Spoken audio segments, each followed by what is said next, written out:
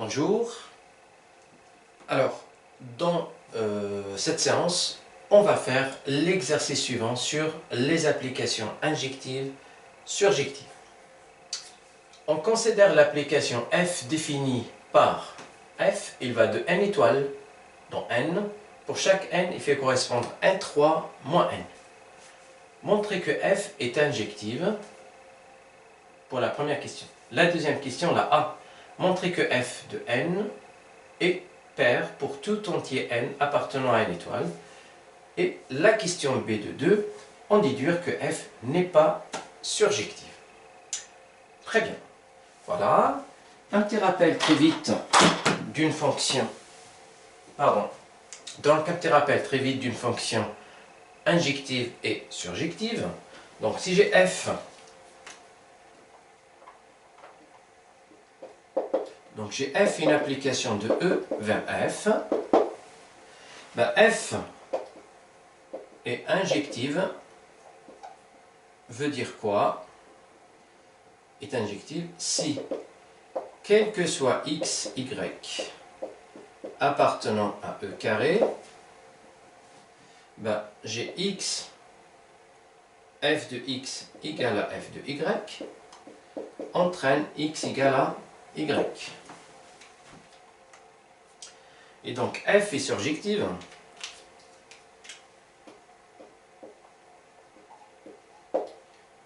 Ça veut dire quoi?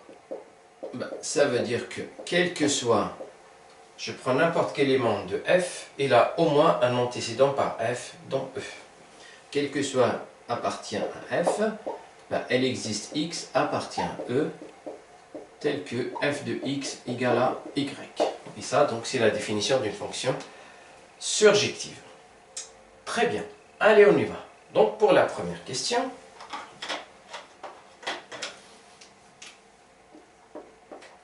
donc, pour démontrer que f est injective, je prends deux éléments, n et m, de n étoiles. Donc, soit n appartient à n étoile et m aussi appartient à n étoile, tel que eh ben, f de n égale à f de m. Comme ici, je prends deux éléments qui ont la même image, et il faut que je montre que ces éléments-là sont égaux, ou bien sont identiques. Donc f de n, par définition, ça fait donc n3 moins n, et le m, donc ça fait m3 moins m. Très bien. Donc à partir de là, je vais chercher comment il faut faire pour démontrer que n égale à m. Pour cela, donc, je vais faire passer donc, le m3 par là pour avoir n3 moins m3. Ça me rappelle une identité remarquable que je pourrais factoriser. Et en faisant passer donc le n de l'autre côté, je verrai peut-être qu'il y a une occasion de factoriser. Alors, donc n3 moins m3, en faisant passer le m3 par là, et en faisant passer n de l'autre côté, donc il devient n moins m. Et à partir de là, qu'est-ce qui se passe?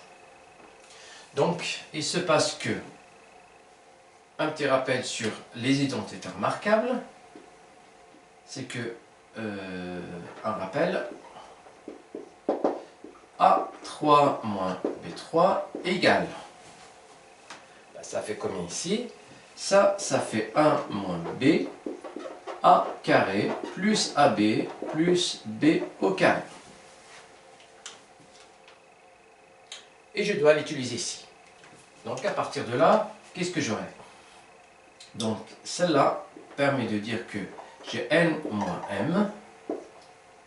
Ensuite, là, donc n carré plus nm plus m carré égale à n moins m.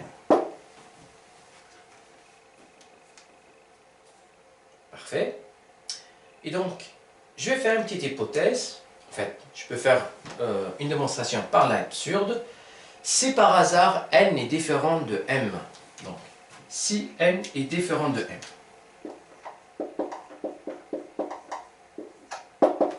passerait quoi? N différent de m veut dire que n moins m est différent de 0. Donc, veut dire que n moins m différent de 0. Donc si n moins m est différent de 0, ben, je peux bien simplifier par n moins m à droite et à gauche. Ou bien je peux bien diviser par n moins m. Donc quand je divise par n moins m, qu'est-ce qui se passe? Donc là, ça part et ça part, il va en rester un ici. Donc j'obtiens n carré plus nm plus m carré égale à 1. Très bien. Alors, sachant que le n et le m, ils sont dans n étoiles. Alors, on va voir, est-ce que ça peut être possible. Donc, ça c'est un nombre positif, ça c'est un nombre entier-positif, un nombre entier-positif, un nombre entier-positif. Donc, forcément, d'après la construction de n, il n'y a qu'un seul qui peut être égal à 0. Pardon, qui peut être égal à 1. Soit celui-là égal à 1, les autres ils sont nuls. Soit celui-là égal à 1, ces deux-là ils sont nuls. Soit celui-là il est nul, celui-là il est nul, celui-là égal à 1. On va voir est-ce que ça pourrait être possible. Donc le premier cas, donc c'est n carré égale à 1. Donc forcément il faut que nm égale à 0, il faut aussi que m carré égale à 0. Et le m carré égale à 0 veut dire que m égale à 0. Mais m, on l'avait choisi où? On l'avait pris dans n étoiles. Donc c'est pas possible. Donc ça ne peut pas être possible. Et donc tout ce cas-là, impossible.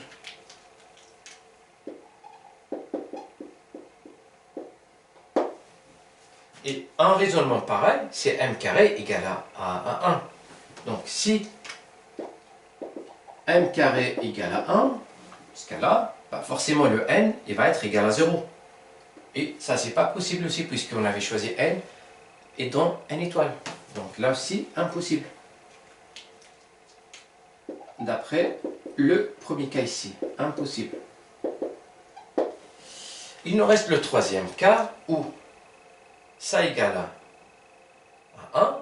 Ben, si ça égale à 1, ça veut dire que n carré égale à 0 et m carré égale à 0. Ça veut dire les deux, cette fois-ci, n et m, sont égaux à 0.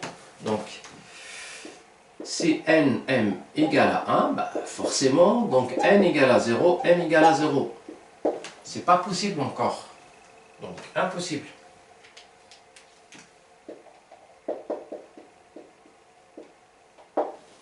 Donc, quelle conclusion?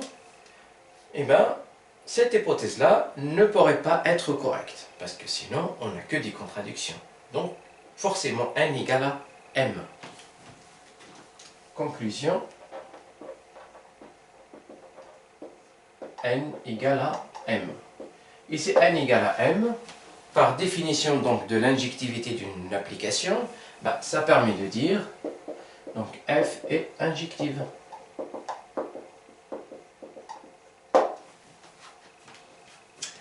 Voilà donc la première réponse.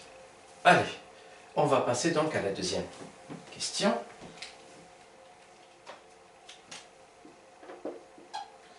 Donc, on doit démontrer que Fn est pair. C'est-à-dire, donc f de n s'écrit sous la forme de 2 fois un nombre entier naturel. Donc le Fn égale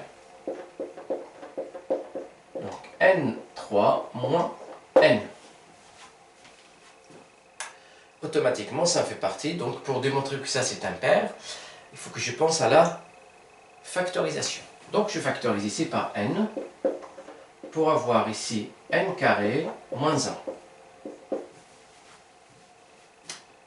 Encore une fois, j'obtiens une identité remarquable. Ici, n carré moins 1 carré, qui va faire n, n plus 1 et n moins 1. Je vais créer encore en détail ici, d'une façon un peu plus organisée, n plus 1. Et ça, c'est f de n. Et qu'est-ce qu'on obtient ici? Et donc, en remarquant la forme de ces facteurs-là, ben je vois n-1, n n plus 1. Ça veut dire 3 nombres entiers consécutifs, l'un après l'autre, qui se suivent. Et 3 entiers consécutifs, il y a au moins un qui est impair. Pardon, qui est pair. Donc si on a un qui est pair, ça veut dire que tout le nombre est pair. Donc c'est une règle. Les nombres entiers, lorsqu'on a deux qui se suivent, bah forcément il y en a un qui est pair et l'autre est impair. Et lorsqu'on en a trois, bah forcément il y en a un ou deux qui sont pairs et l'autre il est impair. Ou bien deux impairs et un pair. Donc ici c'est un nombre pair. C'est les pairs et c'est ça ce que je veux. Donc trois nombres, le produit de trois nombres entiers consécutifs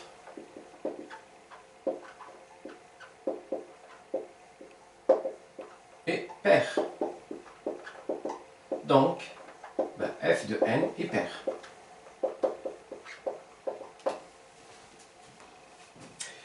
Voilà la question A. Il nous reste maintenant la question B.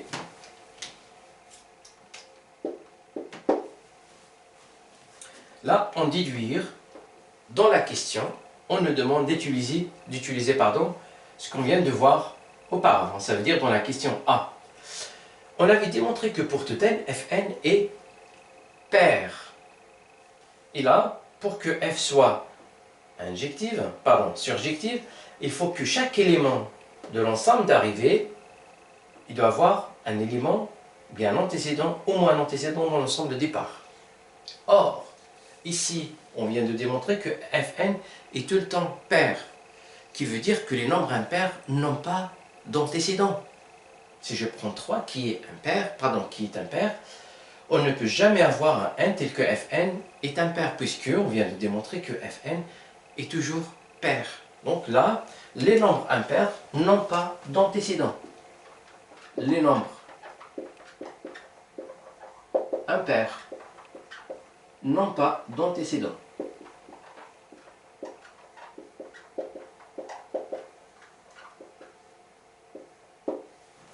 S'ils n'ont pas d'antécédent, ça veut dire que f ne peut pas être surjective. Donc, f non surjective.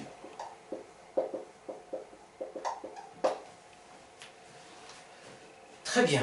Donc, c'est f est non surjectif, donc ça répond bien à la question. Je rajouterai même, puisqu'il n'est pas surjectif, notre f ne peut pas être une béjection.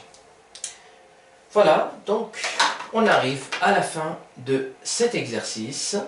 Je vous souhaite donc une très bonne journée et à très bientôt.